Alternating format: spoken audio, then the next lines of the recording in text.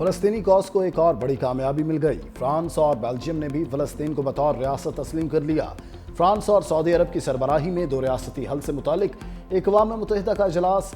فرانسیسی صدر نے کہا، فلسطین میں امن کا وقت آ گیا، ہماری ذمہ داری ہے کہ ہم دو ریاستی حل کا تحفظ کریں۔ بیلجیم کے وزیر اعظم بولے، فلسطین سے سفارتی تعلقات کا انحصار حماس کے مکمل غیر مسلح ہونے پر ہوگا۔ فلسطین میں صدارتی اور پارلیمانی انتخابات کے بعد ہی تعلقات قائم ہوں گے۔ فرانس کے اعلان کے بعد فلسطین کو تسلیم کرنے والے ممالک کی تعداد 151 ہو گئی۔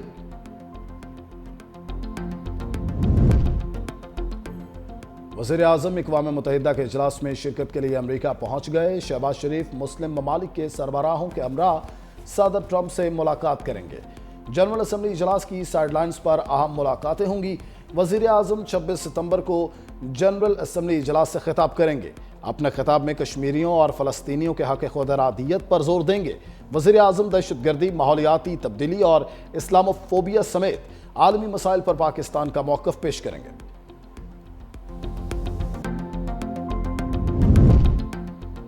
آئی ایم ایف کے ساتھ قرض پروگرام کے تحت اگلے قسط کے لیے مذاکرات۔ آئی ایم ایف مشن کا 25 ستمبر سے 8 اکتوبر تک دورہ پاکستان شیڈیول۔ پہلے مرحلے میں تکنیکی، دوسرے مرحلے میں پالیسی سطح کے مذاکرات ہوں گے۔ وزارت خزانہ، توانائی، منصوبہ بندی، اسٹیٹ بینک کے ساتھ مذاکرات ایجنڈے کا حصہ۔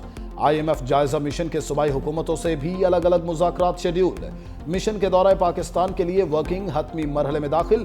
سیلاب کی تباہ کاریوں اور متاثرین کے لیے ریلیف بارے بھی تجاویز پیش ہوں گی۔ حکومت کا رواں ہفتے کے دوران پنک سکوٹیز خواتین کو فراہم کرنے کا فیصلہ۔ سینئر وزیر سندھ شرجیل میمن کی زیر صدارت اہم اجلاس۔ پنک سکوٹیز پروگرام کا تفصیلی جائزہ۔ شرجیل میمن نے کہا، یہ سہولت خواتین کے لیے ایک انقلابی قدم ہے۔ خواتین کو روزانہ کی آمد و رفت میں آسانی ہوگی۔ وقت کی بچت، سفری اخراجات میں کمی کے ساتھ خواتین کو ایک محفوظ اور باوقار سفر میسر آئے گا۔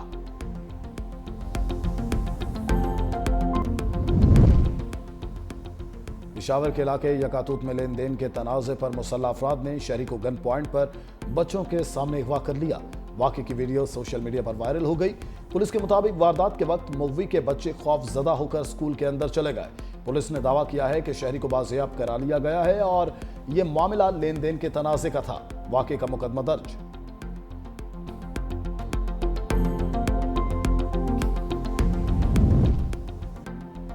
اور گرین شرٹس کے پاس اب غلطی کی کوئی گنجائش نہیں۔ سپر 4 مرحلے میں پاکستان اور سری لنکا کا میچ آج ہوگا۔ قومی ٹیم دبئی سے ابوظہبی پہنچ گئی۔ کھلاڑیوں نے آرام کیا۔ سپر 4 کے پہلے میچ میں قومی ٹیم کو بھارت نے 6 وکٹوں سے شکست دے دی تھی۔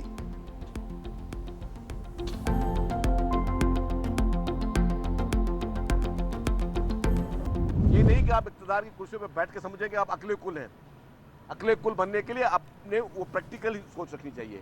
یہ ملک ایک زرعی ملک ہے، اس میں آپ نے کسانوں کو اس کو سپورٹ کرنی ہے۔ آپ اگر اپنی زراعت کو تباہ کر کے دوسرے کی زراعت کو آپ امپورٹ کرے چیزیں، یہ کون سی عقل مندی ہے؟ تو یہ میں سمجھتا ہوں کہ ہمارے یہی بنیادی چیزیں جو ہم ہمیشہ وفاقی حکومت کو سمجھاتے ہوئے آئے ہیں کہ خدارا برائے مہربانی آپ عقل کے ناخن نے ایسی پالیسی نہ کریے، نہیں کہ جی کہ آپ کی حکومت ہے، آپ کی مرضی۔ وفاقی حکومت اپنے آپ کو عقل کل نہ سمجھے۔ سینئر وزیر سندھ شرجیل میمن کی تنبیہ۔ کہا کہ پنجاب میں بروقت اقدامات کیے جاتے تو سیلاب سے نقصانات کم ہو سکتے تھے۔ پنجاب کے سیلاب کی فیکٹ فائنڈنگ ہوئی تو سب پتہ چل جائے گا۔ صدر مملکت نے کہا تھا، کسان کو امدادی قیمت دو۔ کیا گندم امپورٹ کرنے سے زر مبادلہ کو نقصان نہیں ہوگا؟ یہ نہ سمجھے کہ اقتدار کی کرسی پر بیٹھ گئے تو کسی کا مشورہ نہیں سننا۔ پنجاب حکومت اور سیاسی جماعت کا سندھ کے خلاف بولنے والے صحافی کے حق میں ٹرینڈ چلانا افسوسناک ہے۔ مزید بولے، جام صادق پل 1 ہفتے میں مکمل کر لیا جائے گا۔ پیپلز پارٹی عوام کو ٹرانسپورٹ کی جدید سہولیات دے رہی ہے۔ خواتین کو بھی الیکٹرک بائکس دیں گے۔ سیلابی ریلے گزر گئے، ہنستے مسکراتے چہروں پر غم کی داستان۔ دریائے چناب میں ہیڈ قادر آباد بیراج کے مقام پر سیلابی ریلے سے تباہی۔ بیوہ کا اکلوتا سہارا 17 سالہ محنت کش تیمور بھی جان کی بازی ہار گیا۔ کرائے کے گھر میں مقیم خاندان فاقوں پر مجبور۔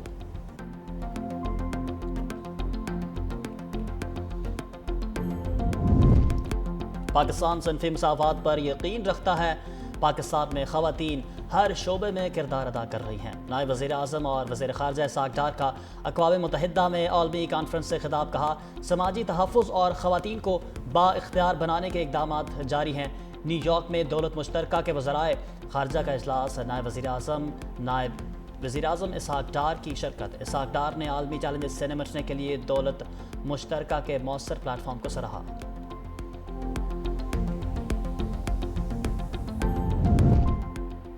دفاعی معاہدے کے بعد تجارت اور سرمایہ کاری بھی بڑھے گی۔ سعودی عرب کا اعلیٰ سطح کا وفد اکتوبر میں پاکستان آئے گا۔ سعودی عرب کے ساتھ تجارت بڑھانے سے متعلق امکانات کا جائزہ لینے کے لیے اجلاس۔ وفاقی وزیر تجارت جام کمال سمیت دیگر متعلقہ حکام کی شرکت۔ ذرائع وزارت تجارت کے مطابق infrastructure, oil sector, digital economy میں سعودی سرمایہ کاری کا امکان ہے۔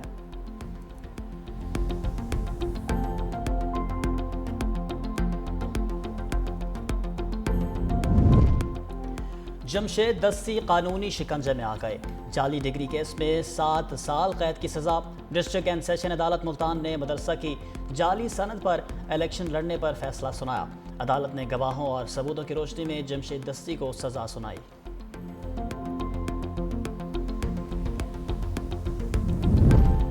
اسد قیصر کو گرفتار کر کے پیش کرنے کا حکم۔ جوڈیشل کمپلیکس حملہ کیس میں وارنٹ گرفتاری جاری کر دیا گیا۔ اسلام آباد کی انسدادی دہشت گردی عدالت میں کیس کی سماعت پرویز الہی، اسد عمر، شبلی فراز کی حاضری سے استثناء کی درخواست سے منظور۔ بانی پی ٹی آئی کے حوالے سے وزارت قانون کو لکھے گئے خط کا جواب تاحال نہ آیا۔ مزید سماعت 6 اکتوبر تک ملتوی۔ آزادی مارچ کیس میں سابق گورنر سندھ عمران اسماعیل کے وارنٹ گرفتاری جاری کر دیے گئے۔ ڈسٹرکٹ اینڈ سیشن کورٹ اسلام آباد کا گرفتار کر کے پیش کرنے کا حکم۔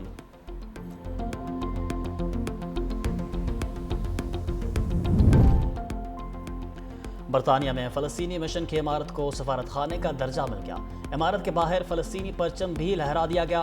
برطانیہ میں فلسطینی سفیر حسام زلموت نے تقریب سے خطاب کرتے ہوئے کہا کہ فلسطینی ریاست کو تسلیم کرنا تاریخی ناانصافیوں کو درست کرنے اور بنیادی انسانی حقوق پر مبنی مستقبل کے لیے مشترکہ عزم کا اظہار ہے۔ فلسطین سربلند اور آزاد ہوگا۔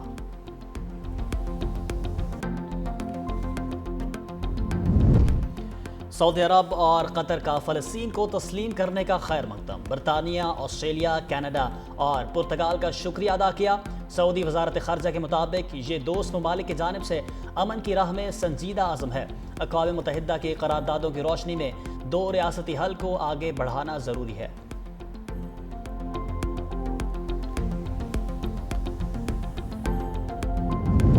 اسرائیلی فوج نے غزہ شہر میں مزید فوجی دستے داخل کر دیے۔ تازہ حملوں میں مزید 68 فلسطینی شہید۔ خان یونس میں امداد کے منتظر 3 فلسطینی بھی اسرائیلی فوج کی دہشت گردی کا نشانہ بن گئے۔